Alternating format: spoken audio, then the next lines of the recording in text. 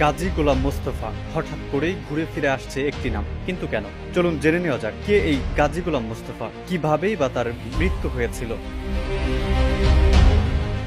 দীর্ঘদিন জনসম্মুখের আড়ালে থাকা মেজর শরীফুল হক ডালিম গত রোববার রাতে প্রবাসী সাংবাদিক ইলিয়াস হোসেনের ব্যক্তিগত ইউটিউব চ্যানেলে লাইভ সাক্ষাৎকার দেন। আর এতেই নেটিজেনদের কাছে রীতিমতো ভাইরাল হয়ে যায় ওই সাক্ষাৎকারটি।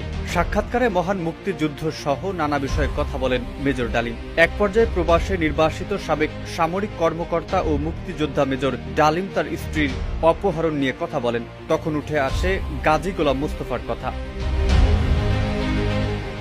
উইকিপিডিয়ার তথ্যমতে গাজী গোলাম মোস্তফা বাংলাদেশের রাজনীতিবিদ এবং তৎকালীন প্রধানমন্ত্রী শেখ মুজিবুর রহমানের শাসনামলে ঢাকা শহর আওয়ামী লীগের সভাপতি ও সাধারণ সম্পাদক ছিলেন। এমনকি পূর্ব পাকিস্তান প্রাদেশিক পরিষদের সদস্যও ছিলেন তিনি ছিলেন শেখ মুজিবুর রহমানের ঘনিষ্ঠ সহযোগী। এছাড়া কর্মজীবনে তিনি রেড ক্রস বাংলাদেশের চেয়ারম্যান হিসেবেও কাজ করেছেন।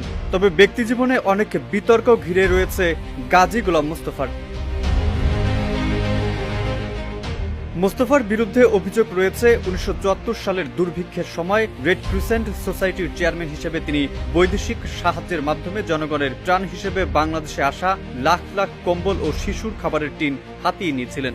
এমনকি তিনি এই পণ্যগুলি ভারতে পাচার এবং দেশের জনগণের কাছে অর্থাৎ যাদের উদ্দেশ্যে পাঠানো হয়েছিল তাদের কাছেই বিক্রি করেছিলেন এবং বিক্রিত যেই অর্থ ছিল সেগুলো ভারতে পাঠিয়েছিলেন। বলা হয় দুর্ভিক্ষের সময় ত্রাণ হিসেবে পাঠানো 7টি টিনের মধ্যে মাত্র একটি শিশু খাদ্য এবং 13টি কম্বলের মধ্যে মাত্র একটি দরিদ্রদের কাছে পৌঁছেছিল।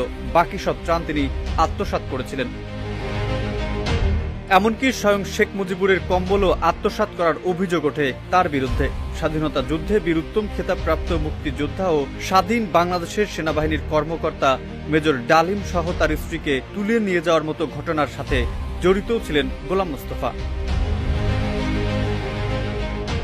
উইকিপিডিয়া থেকে জানা যায় 75 আগস্টে শেখ মুজিবের প্রশাসনের পতনের পর মোস্তফা বিশাল পরিমাণ অর্থ সহ স্থল সীমান্ত দিয়ে ভারতে পালানোর চেষ্টা করার সময় পথচারীদের দ্বারা ধরা পড়েন। তাকে জেলে পাঠানো হয় এবং একটি সামরিক আইন আদালত তাকে 10 বছরের কারাদণ্ডে দণ্ডিত করে। কিন্তু জিয়াউর রহমানের রাষ্ট্রপতির সময় 28 মার্চ 1980 সালে মুক্তি পান তিনি। পরবর্তীতে তার মুক্তির পর তিনি আজমিরে মুইন আল দিন চিশতির মাজার পরিদর্শনের পরিকল্পনা করেন।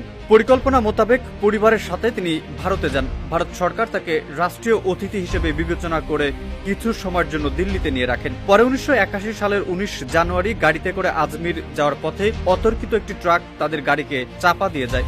এতে মোস্তফা এবং তার পুরো পরিবারের সবাই ঘটনাস্থলে মারা যায়।